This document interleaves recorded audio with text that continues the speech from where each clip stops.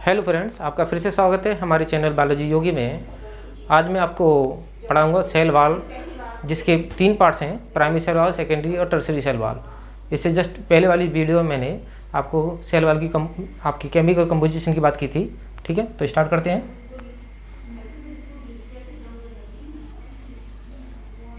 Cell wall, यदि हम plants को देखें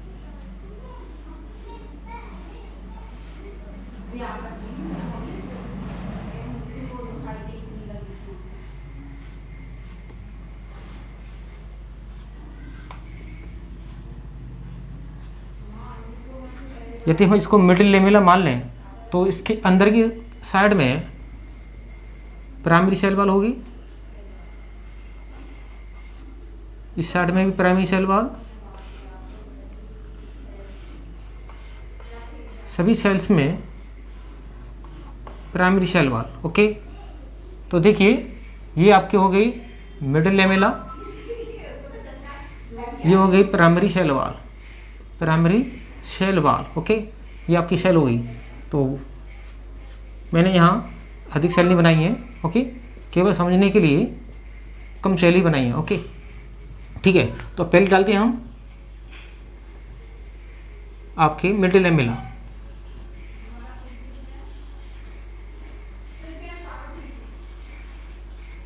मिडिल लेमेला, मिडिल लेमेला जो बनी होती है calcium and magnesium pectate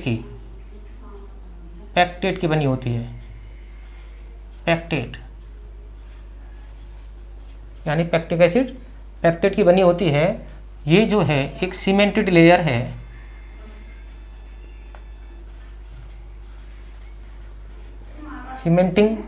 cemented like layer है। ओके, इसको ये दोनों सेल्स के बीच में, आपकी प्राइमरी सेल वॉल के बीच में मिलेगी, 2 सेल्स की प्राइमरी सेल वॉल के बीच में मिडिल लेमेला। ठीक है ना। ये जो बनती कब है? During cytokinesis. जब आपका सेल डिवीजन होता है तो 2 स्टेज में होता है, karyokinesis, cytokinesis. Cairo means nucleus, nucleus का डिवीजन होता है तो कैरियोकाइनेसिस। जब साइटोप्लाज्म का डिवीजन होता है तो साइटोकाइनेसिस। तो साइटोकाइनेसिस के दौरान आपकी एक सेल के अंदर सेल वॉल का निर्माण होता है, तो साइटोकाइनेसिस। और ये किसके द्वारा होती है? बाई सेल प्लेट मेथड से होती है आपकी, किसके अंदर? प्लांट्स के अंदर। ओके, और ये सेल प्लेट जो बनती है वो किसके द्वारा बनती है? जब गोल्जी बॉडी से छोटी छोटी टिनी वेसिकल्स आती हैं, टिनी आपकी वेसिकल्स आती हैं, वो वेसिकल्स क्या करती हैं? आपकी डिपोजिशन करती हैं, यानी क्या कहेंगे? एपोजिशन। क्या कहेंगे? एपोजिशन जमा करती हैं किस पर? मिडिल लेमेला पर, जैसे कि प्राइमरी सेल वॉल का निर्माण होता है। तो मिडिल लेमेला का रोल कहाँ है? रोल है एक तो फ्रूट राइपिंग में, राइपनिंग में कब होती है? जब मिडिल लेमेला डिजॉल्विंग। ओके, जब मिडिल लेमेला डिजॉल्व होती है तो जो आपकी फ्रूट्स होते हैं, जो टाइट होते हैं, वो स्पंजी हो जाते हैं। उस समय सारी सेल्स एक दूसरे के ऊपर स्लाइड करती हैं, क्योंकि मिडिल लेमेला के कारण ही ये सारी सेल एक स्थान पर चिपकी रहती हैं। जैसे ही मिडिल लेमेला डिजॉल्व होती है तो सारी सेल स्पंज जैसी मूव करने लगती हैं एक दूसरे के ऊपर, तो कहते हैं फ्रूट राइपिंग हो गया है। ठीक है ना। तो एक एंजाइम है जिसके कारण ये आपका मिडिल लेमेला, एंजाइम का नाम लिख देता हूँ शॉर्ट में, PGU, यानी इसे कहेंगे हम पॉलीग्लैक्टोयूरेनेज। और किसके कारण? Ethylene hormone. और इस एंजाइम के कारण मिडिल लेमेला आपकी डिसॉल्व हो जाती है। इसके बाद बात करते हैं आपकी primary cell wall. Primary cell wall जो होती है वो, उसमें सबसे ज़्यादा मात्रा में पाया जाता है सेलुलोज 20% मात्रा में पाया जाता है, और हेमी सेलुलोज अधिक मात्रा में पाया जाता है। हेमी सेलुलोज ये पाया जाता है आपका लगभग 50% लगभग। ओके, अच्छा प्रोटीन की बात करें, प्रोटीन 5%, लिपिड भी कुछ मात्रा मिल जाएगा इसमें, लिपिड भी आपका 5 से 10% होगा। ओके, बात करते हैं ये आपकी जो लेयर है, फर्स्ट लेयर है, कौन सी लेयर है, फर्स्ट वाल की लेयर है।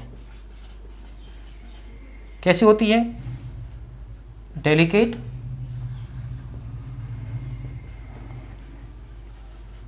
इलास्टिक होगी, इलास्टिक जानते हैं आप।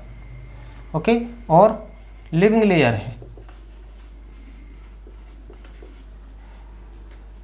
कम मात्रा में होगी, स्मॉल होगी, कुछ वेवी लाइक, वेवी लहरदार, ओके, वेवी लूजली होगी। ओके, अच्छा और क्या है, सेलुलोजिक, कैसी होगी, cellulosic.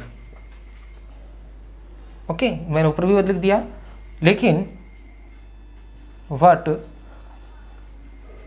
Chitin in yeast and fungi, यानी फंजाई में आपकी यीस्ट में काइटिन प्रेजेंट होती है प्राइमरी सेल वॉल के अंदर। ओके, तो ये आपकी होती है प्राइमरी सेल वॉल और middle lamella.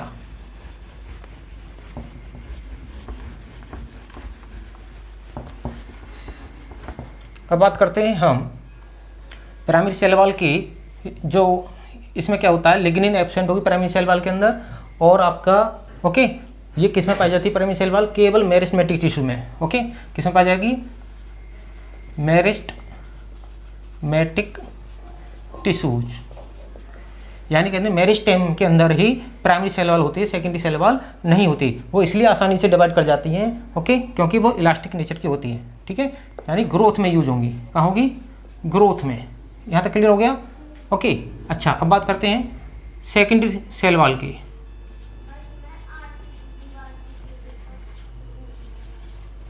Secondary cell wall की, सेकेंडरी सेल वॉल में अपोजिट है, क्या अपोजिट है कि सेलुलोज जो होता है, सेलुलोज की मात्रा 40% होती है। ओके, जबकि हेमीसेलुलोज की मात्रा इससे कम होती है। हेमीसेलुलोज पाया जाएगा 25%, उसमें अपोजिट था। ओके, अब बात करते हैं, ये जो है वो थिन थी और ये होगी थिक। ये कैसी होगी, थिक लेयर। ओके, वो वेवी थी, ये कैसी है, स्ट्रेट। ओके, सीधी रहेगी। और क्या है, इसमें लिग्निन की मात्रा जमा होगी, किसकी होगी, लिग्निन, क्योंकि लिग्निन के जमा होने पर क्या होता है, सेल जो है डेड हो जाती है, क्योंकि ज़्यादा से ज़्यादा मात्रा जब एक साइटोप्लाज्म की कम हो जाती है, क्योंकि जैसे जैसे आपकी प्राइमरी सेल वॉल के ऊपर सेकेंडरी सेल वॉल का जमाव होगा, वैसे वैसे सेकेंडरी सेल वॉल मोटी होती जाएगी, जिससे कि साइटोप्लाज्म के अंदर साइटोप्लाज्म की मात्रा, प्रोटोप्लाज्म की मात्रा कम होती जाएगी। तो उससे क्या होगा, एक समय ऐसा होगा कि लिग्निन की मात्रा जमा होते होते वो सेल कैसी हो जाएगी, डेड। कैसी हो जाएगी, डेड सेल हो जाएगी।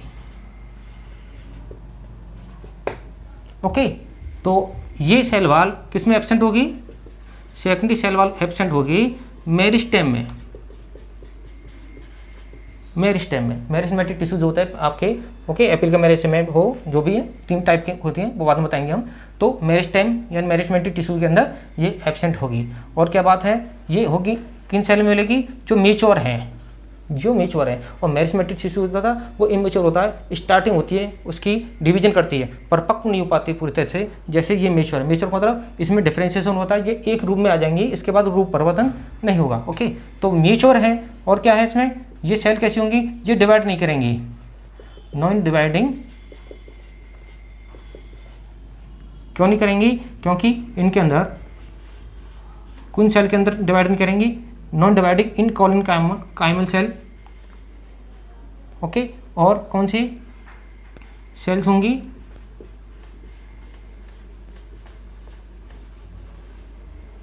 इनके अंदर। और किस में मिलेंगी, ट्रेकिड्स में, किस में, ट्रेकिड्स में। ओके, ये कंडीशन सेकेंडरी की।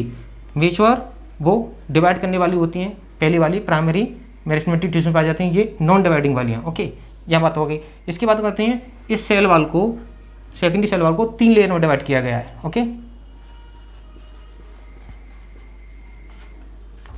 ओके, 3 लेयर में सब डिवाइड किया गया है। ओके, सब डिवाइड इनटू 3 लेयर्स। कौन कौन सी 3 लेयर हैं? इन्हें कहते हैं S1, S2 and S3 layer. S1 layer, S2 layer and S3 layer. तो S2 जो लेयर है वो थिक होती है, S1 जो होती है वो थिन होती है। ओके, ये आपकी बात होती है सेकेंडरी सेल वॉल की। ठीक है, यहाँ तक क्लियर हो गया। तो इसका फंक्शन क्या है? एक तो रोल इसका है, रोल की बात करते हैं तो इसका ग्रोथ में है। ओके, क्लियर हो गया, ग्रोथ से संबंधित है। और क्या होता है इसमें, ये टाइट हो जाती है सेल, टाइटनेस देने के लिए, ठीक है ना, स्ट्रेटनेस देने के लिए, स्ट्रेंथ देने के लिए, पावर देने के लिए ये आपका होती है। तो ये सेकेंडरी सेल वॉल हो गई। अब बात करते हैं हम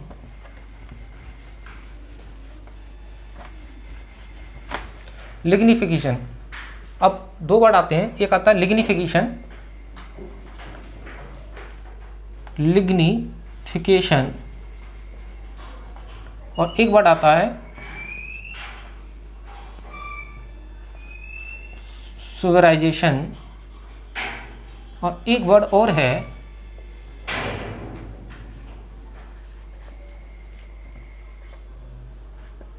क्यूटिनाइजेशन। ठीक है, लिग्निन में लिग्निन फॉर्मेशन, लिग्निन का फॉर्मेशन होगा, इसमें सुवेरिन का फॉर्मेशन होगा, इसमें क्यूटिन का फॉर्मेशन होगा, क्यूटिन का फॉर्मेशन होगा। तो ये फॉर्मेशन होते हैं, ये कहाँ होते हैं? क्यूटिन का फॉर्मेशन जहाँ होता है वो जैसे आपकी जो लीफ है, ओके, लीफ की आप ऊपरी लेयर को देखें तो क्या होती है वहाँ? क्यूटिकल लेयर ऑन लीफ, जिसके कारण क्या होता है, लीफ का सरफेस जो होता है वो चमकीला होता है ऊपरी लेयर, जिससे पानी वगैरह गिरता है तो क्या होता है, वो पानी उस पर गिरने के बाद लीफ के कांटेक्ट पे नहीं आ पाता, क्योंकि ऊपरी एक पतली सी लेयर है। ओके, तो ये आपकी क्यूटिकल है। क्या है? क्यूटिकल लेयर लीव्स पर। ओके, लीव्स पर क्यूटिकल लेयर है, तो क्यूटिन हो गया। अच्छा, ये क्या है? सुवेरिन। सुवेरिन क्या होता है आपका? ये पाया जाता है, मैंने पहले ही बताया था, कॉर्क सेल का निर्माण होता है तो कॉर्क कैम्बियम के अंदर उस समय जमा होता है। और कहाँ होता है? एंडोडर्मिस के अंदर, एंडोडर्मिस के अंदर। डर्मिस के अंदर कहाँ एक लेयर होती है? Casparian strict. ओके, इसमें आपका सुवेरिन का जमा होता है, जिसके कारण होता है वाटर का मूवमेंट रुक जाता है। ठीक है ना, वाटर कहाँ से मूवमेंट करेगा? वाटर मूवमेंट करेगा आपका, जैसे मान लीजिए मैं ये कहूँ कि ये रूट है, ये रूट है, ओके, ये रूट हेयर्स है। ओके, तो ये आपका, मान लीजिए मैं ये कहूँ कि यहाँ पर एंडोडर्मिस की लेयर है, तो जहाँ पर एंडोडर्मिस की लेयर होती है वहाँ से वाटर अंदर नहीं जा सकता, केवल कहाँ से जाता है? एक पासेज सेल होती है। क्या होती है? Passage cell. तो रूट हेयर से जाने वाला वाटर पासेज सेल से होता हुआ ही अंदर जाइलम में पहुँचता है। यानी यहाँ पर क्या पाएगा? कैस्पेरियन स्प्रिट एंडोडर्मिस के अंदर ये सेल क्या होगी? ये होगी पासेज सेल। क्या होगी? Passage cell. ओके, तो यहाँ से ही ये जाता है। ओके, यहाँ तक बात हो गई। अब बात है लिग्निन की। लिग्निन क्या है? लिग्निन आपका एक प्रकार का फिनोलिक कंपाउंड है, फिनोलिक कंपाउंड है। ओके, क्या करता है ये रिड्यूस करता है हाइड्रेशन और इंक्रीज करता है आपकी हार्डनेस को इंक्रीज करता है। ओके, तो फिनोलिक कंपाउंड मैंने पिछले वीडियो में लिग्निन के बारे में बता दिए थे आपको। सुवेराइजेशन बता दिया, कॉर्क फॉर्मेशन में होगा। ठीक है, कॉर्क सेल में ये इसका जमाव होगा। ओके, ये आपका हो गया आपका 3 पॉइंट। इसके बाद करते हैं सेकेंडरी सेल वॉल हो गई। एक सेल वॉल और है जो आपकी केवल जिम्नोस्पर्म में पाई जाती है, उसे कहते हैं tertiary cell wall.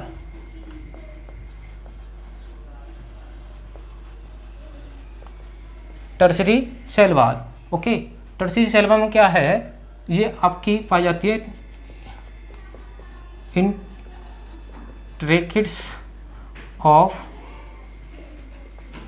Gymnosperms.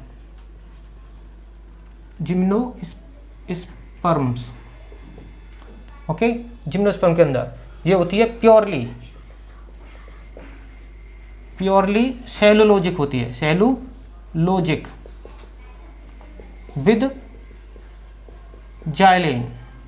Xylene compound है, कंपटीशन में आ जाता कभी कभी जाइलिन जाइलोज। ओके, तो ये आपकी टर्शियरी सेल वॉल ट्रैकिड्स में एक पतली लेयर के रूप में ही मिलती है। ओके, तो आपकी ये सेल वॉल कंप्लीट होती हैं तीनों। अब बात करते हैं हम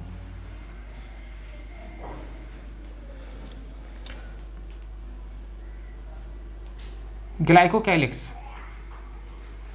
सेल कोट एंड और ग्लाइकोकैलिक्स। ये होता क्या है? ग्लाइकोकैलिक्स ये पाए जाते हैं सभी ऑल यूकैरियोटिक सेल में, सेल्स में प्रेजेंट होता है। ठीक है ना। होता क्या है कि जो आपकी प्लाज्मा मेम्ब्रेन होती है उसके ऊपर आपकी पॉलीसेकेराइड की, ग्लाइकोलिपिड की, ठीक है ना, और आपको ग्लाइकोप्रोटीन की हेयर्स लाइक सेकेराइड निकली रहती हैं बाहर। जैसे आपकी ये प्लाज्मा मेम्ब्रेन है। ओके, ये आपकी प्लाज्मा मेम्ब्रेन है, इसके ऊपर जो लेयर निकली रहेंगी, एक लेयर जो निकली रहेंगी, ये लेयर की जो सरफेस है ये कहलाती है सेल कोट। क्या कहलाती है? Cell coat. क्या कहलाती है? Cell coat. तो आपके ये सभी सेल्स में पाई जाती है सेल कोट। और जो बैक्टीरिया वगैरह होते हैं, तो उनमें क्या होता है, तो मैं आपको एक बात बता दिया, आपका पॉलीसेकेराइड हो सकते हैं, ये पॉलीसेकेराइड की लेयर हो सकती है। यदि आपका प्रोटीन से लगी हुई है तो हम ग्लाइकोप्रोटीन कह देंगे, ग्लाइकोप्रोटीन। यदि किसी प्रोटीन से कोई पॉलीसेकेराइड लेयर लगी रहती है तो हम उसे कहते हैं ग्लाइकोप्रोटीन। यदि किसी लिपिड से लगती है तो इसी को हम कह देते हैं ग्लाइकोलिपिड। ओके, ये बात ध्यान रखें। Okay, glyco means carbohydrate, lipid means lipid से लगा हुआ। ठीक है ना, ये आपका हो गया। अब क्या बात कर, इसका काम क्या है? इसका रोल है एक तो ट्रांसप्लांटेशन में,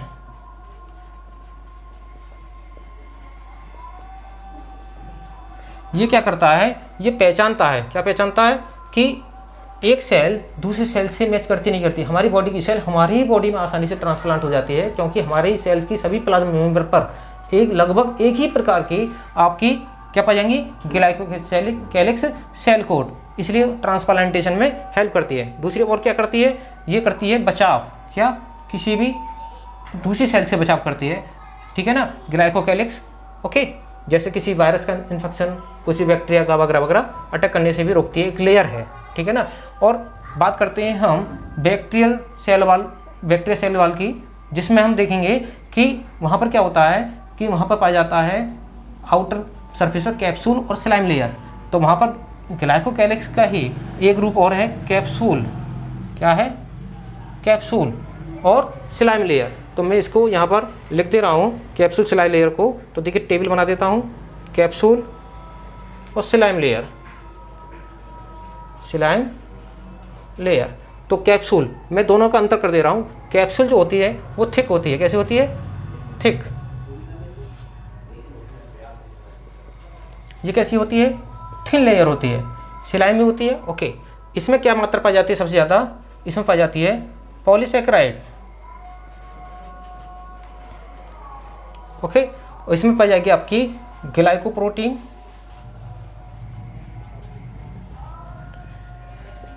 ग्लाइकोलिपिड, ये पाए जाएंगे। और क्या है, ये जो है टाइटली अटैच होती है, ये लूजली अटैच होती है। कैसी होती है? Loosely attached. ये कुछ अंतर बता रहा हूँ आपको। ठीक है। और क्या है,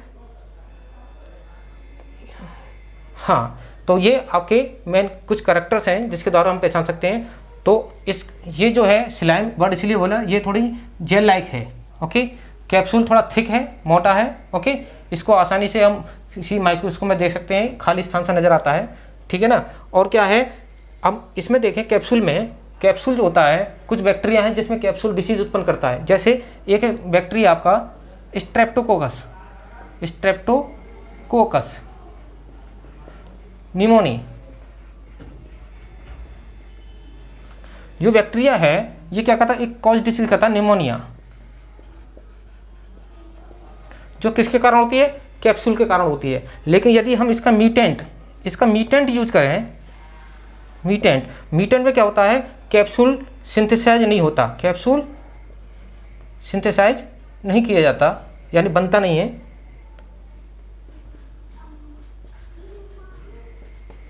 जिसके कारण ये जो इसका मीटेंट होता है वो वायरुलेंट नहीं होता, यानी उग्र नहीं होता, यानी रोग पैदा नहीं करता। ओके, तो ये एक चीज़ है आपकी, और सेलाइम लेयर की ये अंतर है जो हमने आपको बता दिया। तो ये सारी दोनों चीज़ जो कहाँ हैं, ये दोनों चीज़ें हैं बाहर, किसके, सेल के बाहर, सेल के बाहर। तो बाहर हैं इसलिए ये कहाँ पर हैं, एक्स्ट्रा सेलुलर पार्ट्स मटेरियल है। कैसे हैं, extra cellular material, extra cellular material है ये, जो किससे सेक्रेट होते हैं, सेल से सेक्रेट होते हैं, सेल से सेक्रेट होकर बाहर जमा हो जाते हैं। तो इनका काम क्या है, इनका काम ये है, सेलाइम लेयर और कैप्सूल का काम यही हो गया कि इनका फंक्शन क्या है, सेम है, इनका फंक्शन क्या है, एक तो ये जो है डिहाइड्रेशन से बचाते हैं बैक्टीरिया को, किससे बचाते हैं, डिहाइड्रेशन से, डिहाइड्रेशन यानी सूखने से, या कह सकते हैं डेसिकेशन से बचाते हैं, डेसिकेशन से,